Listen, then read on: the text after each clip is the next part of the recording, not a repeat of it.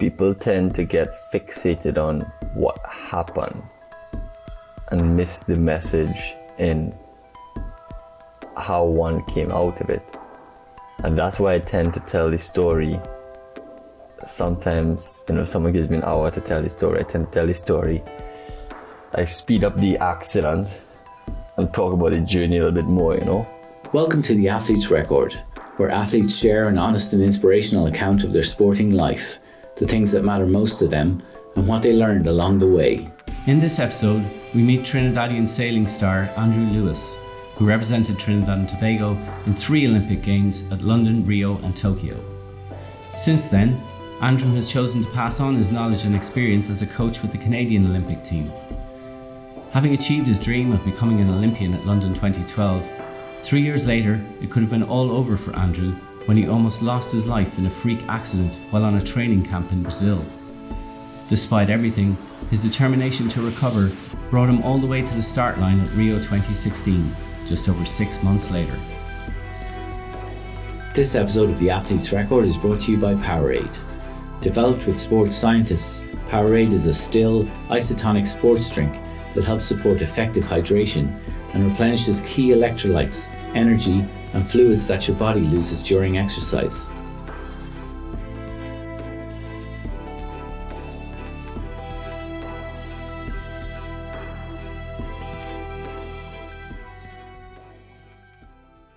December 2015 in Brazil. Following year, the Olympic Games will start in the end of July, middle of July or something like that. 8 or 9 months out of the Olympic Games. Training at the location.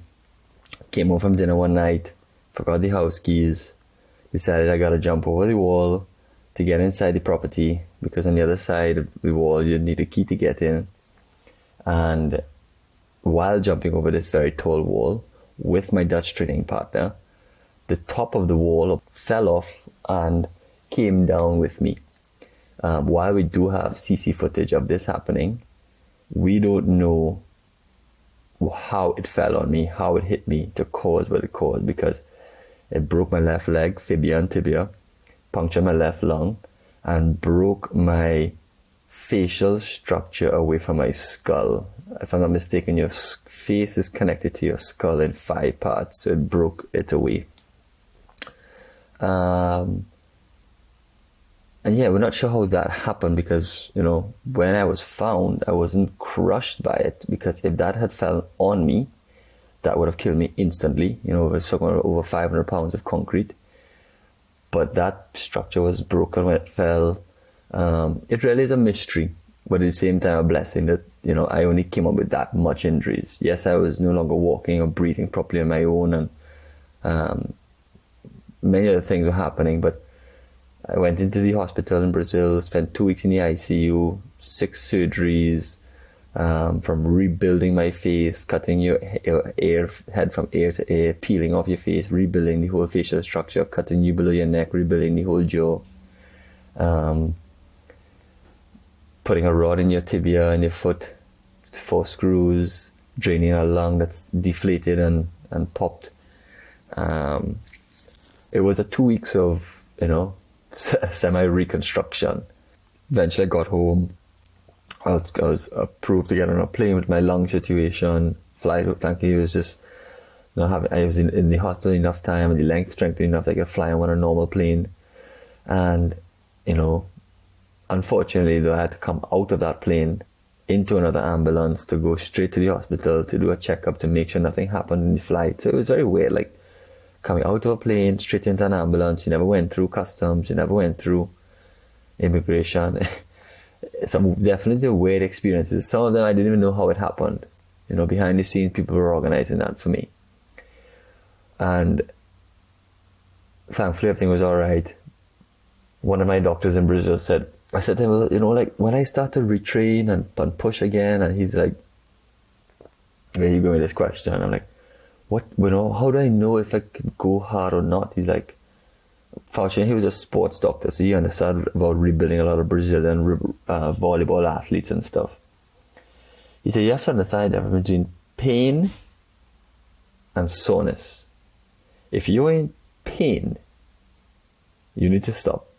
If it is uncomfortable and it's sore, consider yourself, orange light. Monitor it. And I said, okay, sounds good to me. And as soon as they were done cutting me up and fixing me and etc., I pulled out my spin bike probably about 3.5 weeks after the accident. And I just, hopped onto my spin bike on one leg, put my broken leg in the strap of the spin bike and just turned with no resistance. Just turned it. Just let's get this thing moving, and let's just get it moving and see what happens. But the mentality was not to go sailing again, not to go to the Olympics. The mentality was I want to breathe properly again. I want to eat again, because that time your jaw is completely locked. Everything's out of a straw. Months after the accident. I think 2 months of that, to rebuild the jaw, for the jaw to set. And I want to walk again. I want my basics back. I believe I can have them. I'm going to get them back. So breathing exercises, mental exercising, seeing myself eating food again. Every single day, 7 days a week. I was in physio like 3 times a week, but I was working 7 days a week, whether it is 1 hour work or 10 minutes of work or trying to make 1 or 2 steps or just, using a chair to walk around and move my leg or going to the bathroom my own again. Or my wife pushed me really hard also, at home they give you this kind of urine container to kind of use the bathroom at your bed. I think after one week she took it away. She's like, no, you gotta start going to the bathroom on your own. And I was like, what? She's like, yeah, you gotta get there, you gotta find a way to get there. Use your walker, use your stick, use something, but you gotta get up, you gotta keep moving, you gotta get up, you gotta keep moving. And yeah, she was she took time off of work and she just took care of me like a baby, and but pushed me, inspired me and pushed me hard. She was a very key attribute in this process that drove me around every day to physio. She moved me around, also she was able to be there with me with some of these milestones, like starting the walking.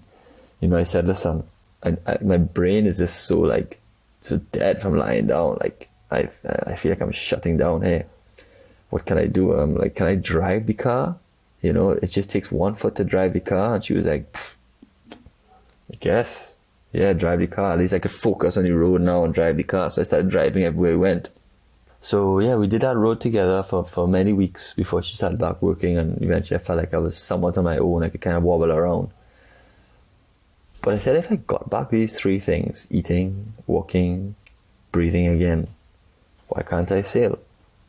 So, after about 1.5 months of being able to walk again, I pushed it really hard to learn to walk again. I called my fitness trainer. I'm like, yo, let's rebuild. Let's try and run again. Let's try and hike again. And he was there with me 7 days a week too. Saturdays, Sundays, he was there with me, Orlando Griffith, pushing, just believing in my process to get back there, and that's what it takes. One level is belief and the second level is hard work.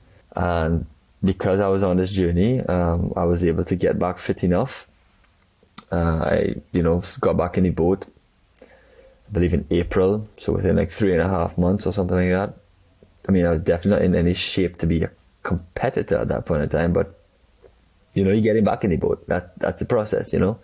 One was learning to run, one was learning to breathe, one was learning to walk, etc., etc. That was just one of them. By the time I got back in that boat, I was like, well, I still have enough time between now and the Olympic Games. I've already qualified. What would be the possibilities of going to this Olympic Games? This dream is alive.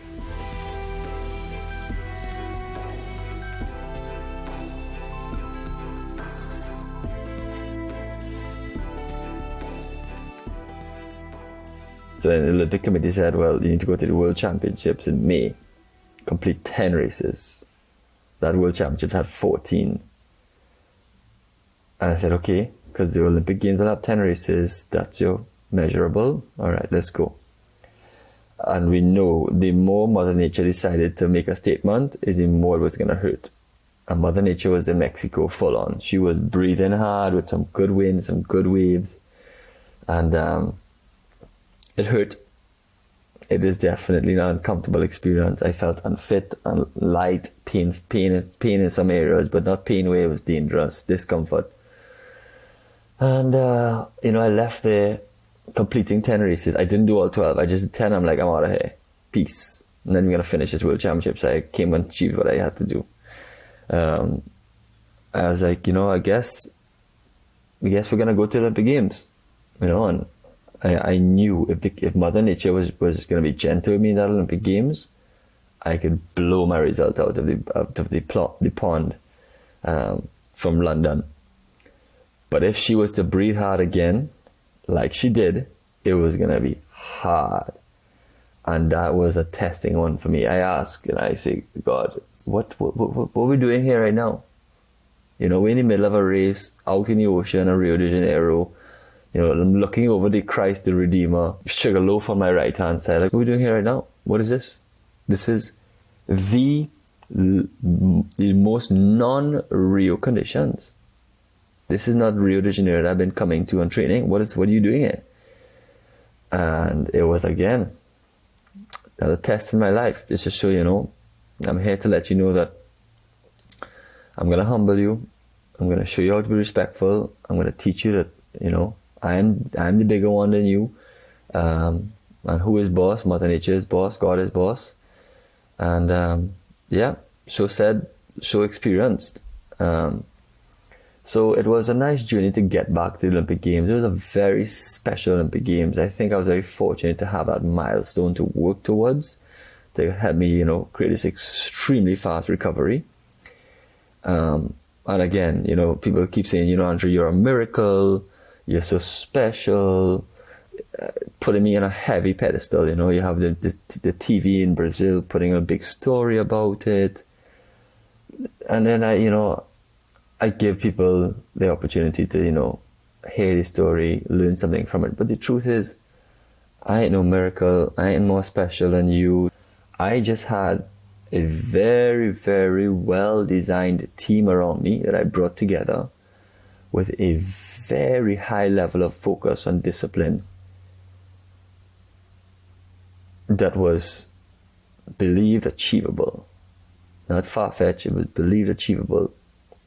And with that, in anyone's life that is just on the edge of believable and unbelievable, is a nice place to be that could make you work hard, to make you push hard, to break boundaries, to redesign, rebelieve. And that's all this was. Just another one of them. And people think this was the first one. This was the second one. The first one was not qualifying for Beijing. That was a real test of a 16, 17-year-old believing in an Olympic dream. You go back to your teenage days of believing what you were really going to be, and the level of vulnerability of a 16, 17-year-old not achieving a massive dream, or you break someone hard. So I already got a good test prior to this one. This was just mega test number 2. That's where we are today, learning a lot out of that experience, a lot, and growing a lot from it.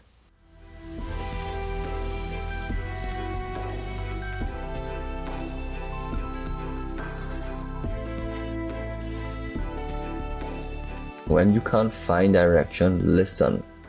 Understand what you're good at. When people say, I can't find my passion and purpose at a young age, my first question is, what are you good at? What's your God-given gift? That is a true sense of direction, no matter how old you are. That could stem to everything else you need, because that's your confidence builder. That could be your income earner. That should take you to all places in which will bring that definition of purpose and passion and happiness. So I will listen to that very clearly and realize that being in an athletic environment, being in a competitive environment, which eventually turned into sailing, is the environment for me. It was definitely awesome to represent Trinidad and Tobago. It was, Trinidad and Tobago is a very euphoric place. It's hype. It's happiness. It's somewhat la la land sometimes. It's Trinidad and Tobago, red, white, and black. Amazing people. happiest people on the planet. Some people say just carnival. It's a party, and representing them was an energy we carried through, which was really up, really euphoric, especially when you get to these world stages, and having like a brother with me there the whole time, Kyron Surrett, as my manager since before I made the Olympic Games. We went for many years together doing all of these things. Representing them and having him by my side really felt like, while it was a one-man team, me in the boat, it really felt like it was never a one-man team. It was not just me. Felt like Trinidad and Tobago in this unique sport being euphoric. Trinidad and Tobago loves to pick up success in certain things, and when they pick up success, they make you they make you well known. They put you on a pedestal. The idea of representing Trinidad and Tobago, the coolest thing about it was,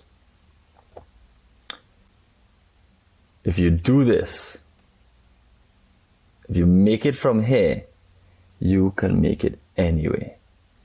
Not because it's a hard place to make it only, but because you have small opportunities,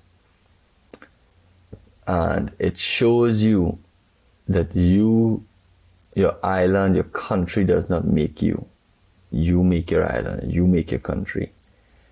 And while I have, used to wear the red, white, and black, and now I wear the red and white, working with Canada, again, it's taking these same mindsets, these same attributes, these same beliefs, these same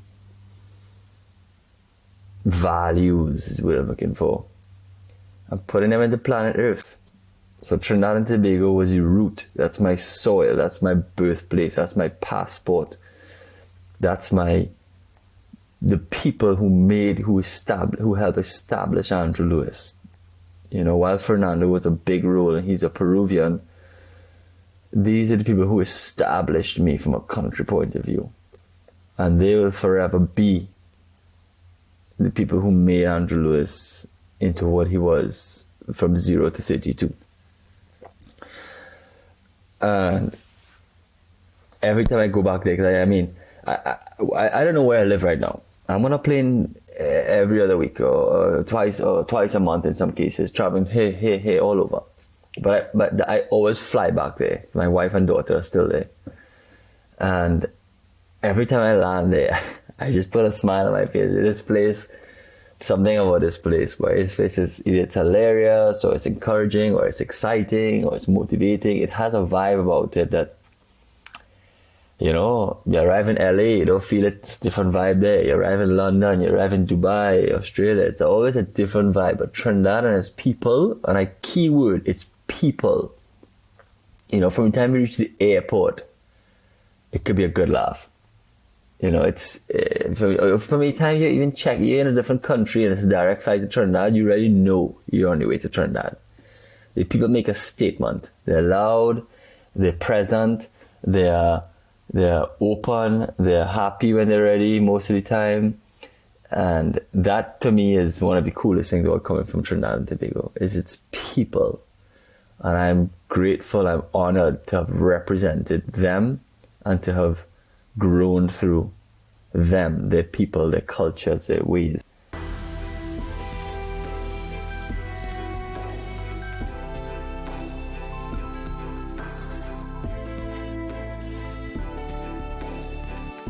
We get euphoric about sports. We get euphoric about results. We get euphoric about teams.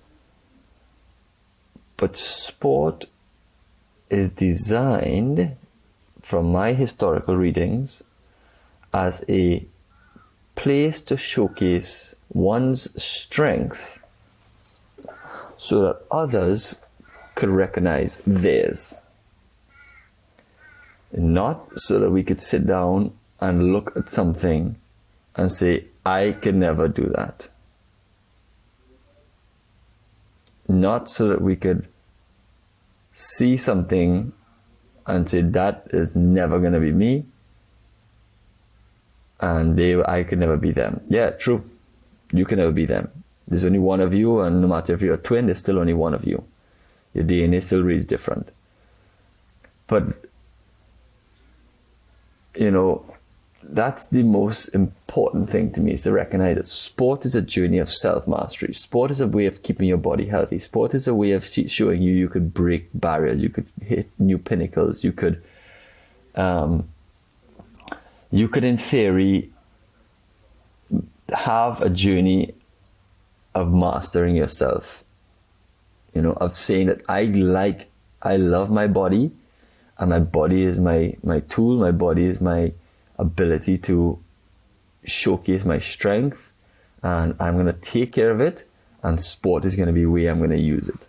As soon as your body becomes your instrument, it allows you to do, which in theory everybody else does, just happen that athletes have to have a bit of a stronger, healthier body, or tend to.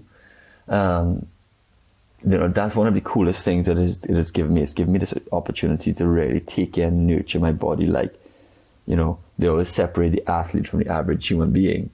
Yes, because they're putting in consistent days over and over and over in building a certain physique, in mastering a certain technique or tactic, etc., with their body as using that. So it's led me down that journey to realize that don't get caught up in stardom, don't get caught up in the fans, don't get caught up in the whole journey of this is what sport is about. Understand that sport is a vessel for you to get better at yourself, and while doing that, achieve certain things.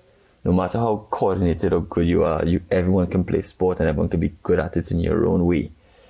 And let sport be that reason why you get up and move more than you normally would, and that you would take care of your body more than you normally would, and that you could showcase your talents, no matter how small they are, in a form that could give you confidence, and that could also give you a place to connect with people in a very healthy environment. I would say that's my biggest life achievement. You know, if I was to separate life and sport, I'd say my biggest sporting achievement was winning the first ever World Cup medal for Trinidad and Tobago in the sport of sailing, for the Caribbean. You know, the first ever World Cup medal for the Caribbean in the sport of sailing. Definitely was, from a performance point of view, the pinnacle of my career. You can't really